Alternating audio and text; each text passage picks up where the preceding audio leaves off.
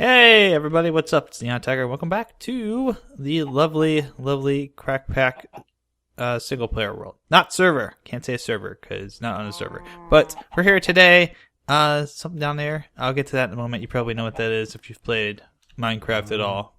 Modded Minecraft. But today I want to go ahead and fulfill a promise that I made last time, which was we're going to do make a hammer. So, to make a hammer, we need to make some parts first for the tool forge. And we haven't even done that yet. So, there's a couple of steps we've got to do first. So, the first one, obviously, is we got to make the parts. Right here, you can see I've gone ahead and gotten all the stencils out and made a whole bunch of stencils. So, every stencil that's in Tinker's Construct is now in this pattern chest. So, I can just pull them from here into the part builder. So, we'll need one of these. Actually, you know what? We can do a stone one. No, let's not do a stone one. Let's save the fun for later. We need a tough binding, and we need. Let me check here. I think it's a tough rod, correct? Or is it just a regular rod? I think it's just a regular one. Let me see here. Yeah, there we go. So when you use cobblestone here, you sometimes get these stone shards, and they're just remnants left over from the crafting process with the cobblestone. But we have 3 parts here. Now I thought we needed 4, right? Well, actually, we're not going to use. Oh, we don't need the tough binding. Well, we'll make a tough binding anyways. We need a hammerhead. This one right here. So we still need the tough binding. We can still use this. We'll use this for something else that we're going to do. So the other question is, how do we make this not out of stone? And that's why we're not making it right now. We can make a stone one. We could use stone materials. I don't want to use stone materials. I want to use metal materials. In order to do that, we need this bad boy right here, which this is a Tinker's Construct smeltery, except it's not quite finished yet. So I've got all these casting basins and casting tables that I pulled apart from the from that one place that we raided last week, and we're missing a few parts here. So how do we get these missing blocks? Well, the answer is we have to make them out of seared brick.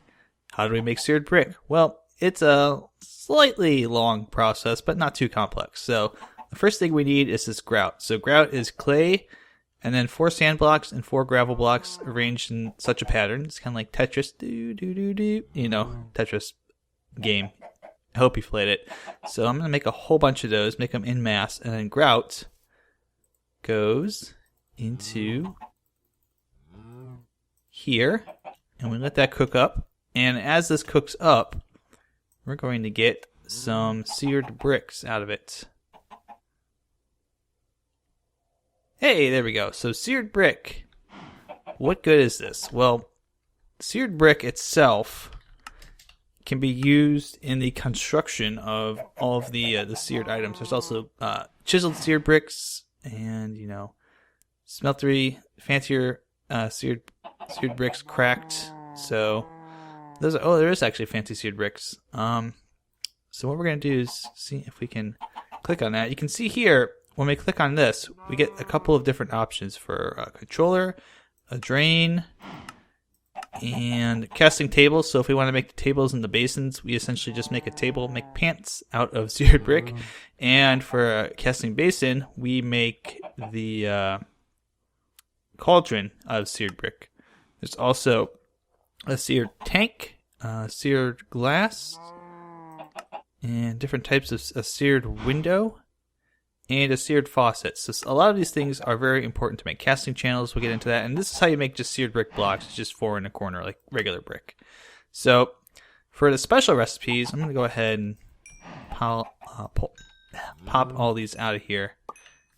I think the chickens are busy doing their thing. So let's go ahead and take a look here. This is the Mighty Smelting book, which is one of the books you get. And you get it whenever you make the seared bricks for the first time. We didn't get it because I think we already pulled one out of a chest. So just very quickly here. The importance of making the smeltery is that it allows you to create more advanced metals that are not possible. And plus, it also allows you to cast various parts in metal as well. So the smeltery is a multi-block structure. You'll need the following materials to get started. So we need a smeltery controller. We don't have one of those. Seared tank. We don't have one of those. Bricks, we're done. Any combination of 10 seared bricks, seared tanks, or drains. A faucet. And a casting table. So what we don't have is the faucet, the drains, and the tank and the controller. So we're going to make those very quickly. And keep this in mind. We're going to be doing this in a moment. Let's see here. So the controller is basically a chest shape with the bricks. Drain is down either side. And we'll make a couple of those. Tank is the same, but with a glass in the middle. So it's a seared brick chest with that in the middle. Glass, we don't need that right now. And then the faucet is basically like a bucket shape. So that is how we do all of those. And we're going to do them right here. So very quickly, make the controller. Smeltery creator. Oh, okay. So once we get that, okay. I didn't think that was the one that was going to be doing it. What do I have? Oh, do I have any? Oh, I have this. I can just grab one out of here. That's right.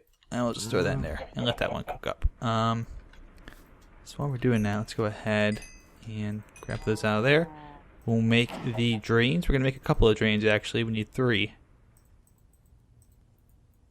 Because we have 3 outputs. So let's make 3 faucets as well. And grab that glass out of there. Do that. We're going to make a tank. And the tank has to be filled with lava. So that's what's going to power this bad boy. It won't work if there's no lava inside of it. That's the fuel. Okay, so that's done. So it's done on the bottom level here. You can see now that the controller is lit. And you can also see that we've only got the 9 blocks here. So basically each of these air blocks inside of here equals 1 ingot or powder that you can smelt up. And so we haven't completed the structure yet. So in order to complete the structure, now I just want to show this real quick. We've got 9 here right now, so it's a very small smeltery. When I put this block down, that's going to change. And now we've got so much more space. That is very, very impressive. And the faucets are going to go here on the ends of the drains. So bada bing, bada boom, we're all done here. Now, the tables are going to be used for casting parts, for casting ingots, lots of other stuff. The basin is going to be used for casting like pools of metal, and often those will be just used for smelting into blocks. So it's kind of a neat way to get blocks really quickly. So we're also short on lava. We're going to have to go get some lava and see if I throw those in here right now. These 14 pulverized gold. They don't smelt up yet because there's no lava powering it. So we're going to grab some lava, and when we come back, I'll show you why we threw the gold in there in the first place. It's very, very important.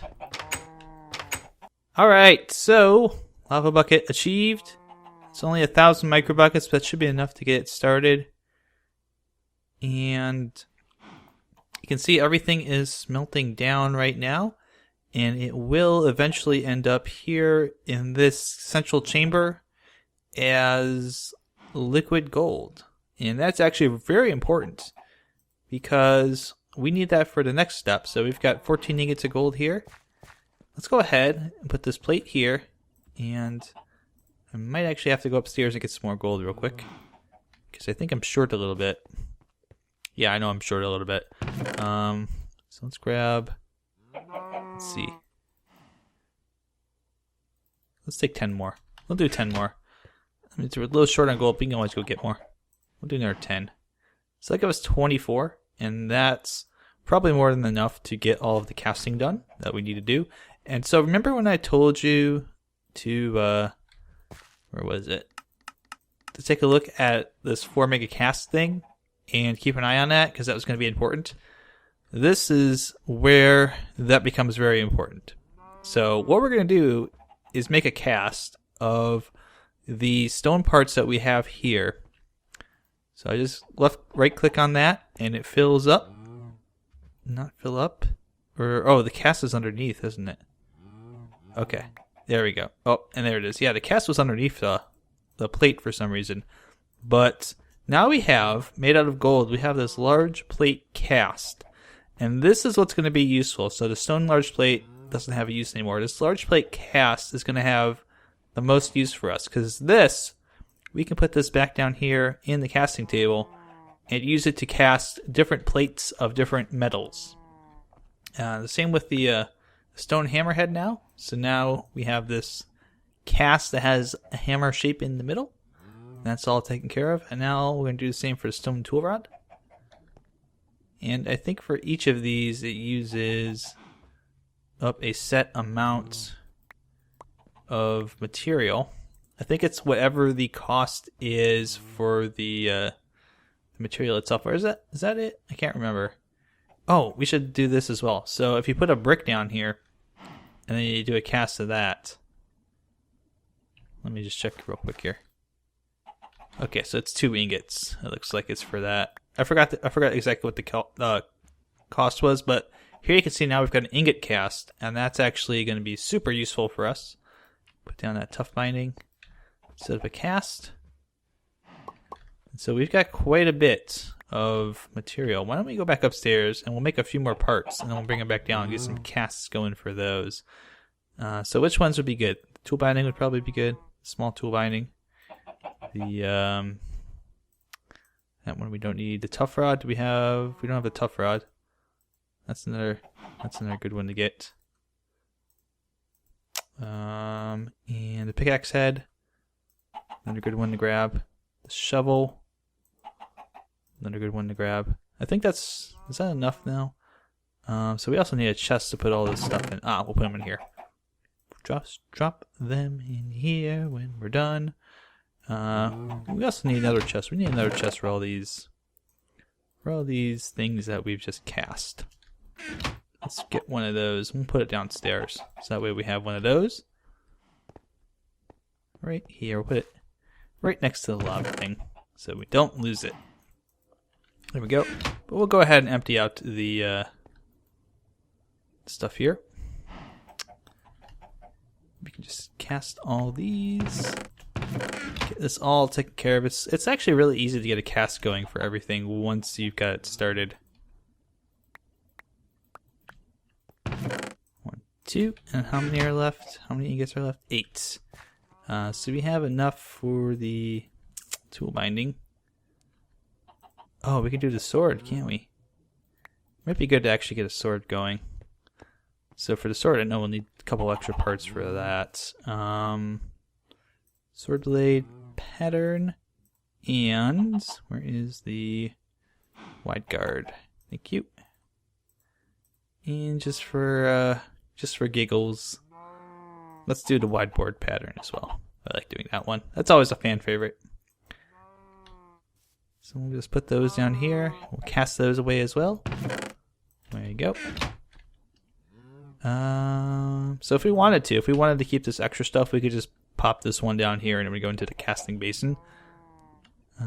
But we don't want to do that tonight, do we? The sign down here, that one down here, and we should have just enough left for the stone sword blade, and that should empty it out. Yep. So there we go. Got a whole bunch of casts taken care of, and now we can get started on the real reason that we set all of this up. Okay, so now we've got this all figured out. So what is next? Well, we need to get our parts together. So we need a large plate, we need the hammerhead, and we need a tool rod. So we also need to do some math here real quick and figure out how many we need of each. So we need 2 plates, so that's 8, plus 8 more for the hammerhead, plus half for the tool rod. So I need 25. We'll make a second tool rod while we're at it, because why not? So 25 should do the trick. And Now all we have to do is put the large plate down here, the hammerhead down here, tool rod we can hold on to for a moment. We'll click in here, put those 25 ingots in there, let them all smelt up. Now it doesn't use a whole lot of fuel just to get these melting, which is good, especially when they're dust. I think dust might actually be, I don't know if it's better because it's a non-solid object, but it does seem to smelt up a little quicker than the ingots. Actually, you know, I should test it at some point before I say that. Hold the thought on that. That might be something I test off camera in a little bit here. But you can watch, and these will all smelt up, and it should have 25 ingots worth of material in here in just a moment. 20, 25. There we go. So that's all we need, and then we can just pour that out. And you can see that we can do 2 pours at the same time. And it also, Wayla is really nice because it gives you the amount so you can actually watch it pour. And if you know that you're off by a little bit, you'll be able to kind of figure out how many more dusts or ingots you need. So pour those out here, and the tool rod goes there. Now I hope I got it's the tool rod and not the tough rod. If it is the tough rod, we'll just make one of those. So we'll just pour that out here. There's our second plate. Those are all done. Grab one of those, and we'll do one more pour just for the sake of clearing out the stuff, because otherwise we have half an ingot in there, and now it's empty, so that's good. So we'll come back up here to the tool forge, and we want to click on the hammer, and that goes in there. So that is our tool rod in there. Our hammer goes in here, and then the iron plates on either side, and we may need to be the tough rod. So iron plate, hammer. So we might just have to make a tough rod after all. Well, that's okay. That just requires us to do 3 more ingots. And those the tool rods can actually be used for other things. So I'm not too hurt about that. That could also be smelted back down eventually. So tough rod cast. I always forget if it's a tool rod or a tough rod. They look very similar in the loadout as well, so it's a little bit harder to tell. The UI. I think I said loadout because I'm thinking like FPS games. I'm gonna go play some after I finish recording this. Yes. Hey, there we go. So we put the tough rod in here, and there's our hammer. Iron hammer, reinforced 1. Hold shift for stats. Our repair material is iron, durability 2924. Effective durability is 3248. It's got 2.5 attack hearts. Get a bonus versus the undead. Mining speed of 2.4. Mining level of redstone. And 3 modifiers remaining on it. So the modifiers, that is, if you do this right here, you see this tool forge. Now we can put this guy in here. And let's go get some, what do we have that we can use? We can use the redstone as a modifier. That'll be good. We don't have any lapis yet to use with the hammer. Lapis is really good with the hammer, actually. So you can see now we put the redstone down here in this bottom slot, and suddenly it says modifiers remaining 2 instead of 3. Redstone 1 of 50. Mining speed has increased slightly, and we have haste on the hammer. Oh. And the only thing that kind of stinks is that for some blocks it doesn't work really quickly. What we can do to kind of speed up the process is we can make it into blocks, and that should count for 9 each time instead of having to do it one by one. So we'll put the blocks in here, and now it's 24 out of 50. So there we go. Got a little more mining speed on it. Now we've got our hammer, and we're gonna go to sleep. But once we're done, I'm gonna show you how to kind of use this hammer to create some interesting looking mines. Okie doke. So I promised you I'd show you how to do a little bit of mining with the hammer. And we're going to set up our own little mines down here. You remember kind of where we went last time? Oh, wow, this looks a lot bigger. This certainly looks a lot bigger than it was before. It's not narrow anymore. And what do you know? Oh, look at this. Another staircase. How about that? So, the hammer digs out in a 3x3 area. It's not just a tool for mining, it's a tool for mining a lot in a short amount of time.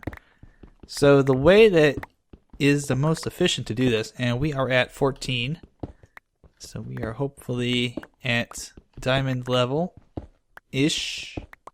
Oh, and there's a cave down here. How about that? That's cool. So we just clean up. Oh, we can actually, cool little trick here. If you ever get in a situation like this where you have a gap and you don't know how to clean it up with a hammer, all you do is you put a block in the middle and you mine it out and bippity boppity boop, there you go. How about that? So this actually is probably kind of nice. But I'm still going to show you how to kind of set your mines up real quick, even though we've got this whole area to explore now at this lovely, lovely depth. Oh, and there's a spoopy skeleton over there. So what we're going to do is we're going to go ahead and we're going to count, let's see, from this wall, we're going to count one, well, normally we would count maybe 1, 2 over, but we're going to, from here, we'll count just 1 over. But we'll take 1 here, and then we'll count 1, 2, and we'll dig here. And then we'll count 1, 2, and dig here in the middle.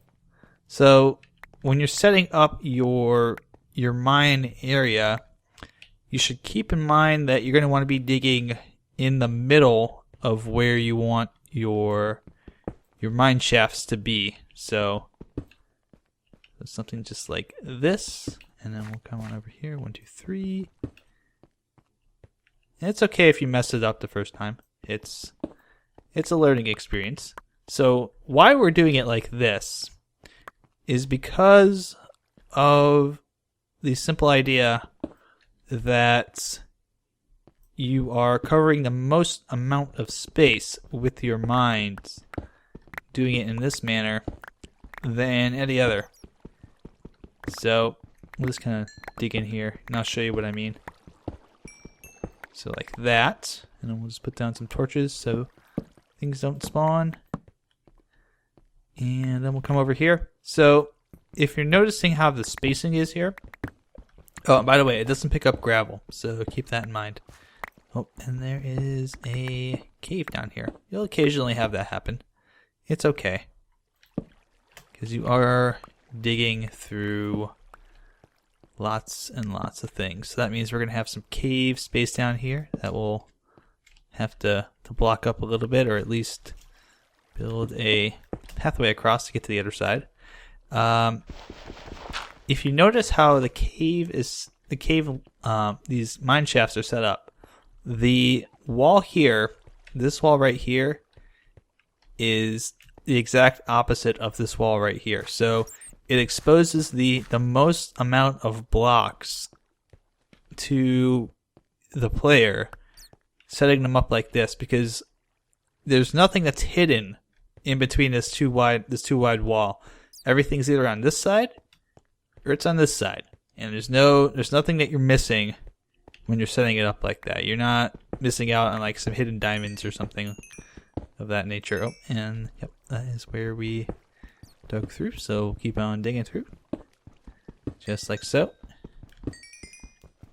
And keep in mind, this hammer only is going to work on blocks as well that are able to be mined by an iron pickaxe. So if there's anything, and you're gonna get a lot of cobble too. So doing this is a great way to fill up your cobble reserves if you're ever really short on them for whatever reason. I don't know why you would be, but just in case you are, it's a good way to get lots and lots of cobble really quickly. There we go. And yeah, as you can see here, we've got a whole bunch of material that we've pulled out of the walls. And we've only barely begun to stretch this out. And for the most part, for a beginner's pick, or beginner's hammer, I guess I should say, the iron is going to probably set you on a good start. You're not going to really miss a whole lot. And see, now we've got all of these exposed ores that we can come back and grab later. It's just really, really convenient and really easy to set your mines up like this for strip mining purposes, rather than to do it another way. So let me see if I can throw a few more things in here. There we go. That should be plenty of space.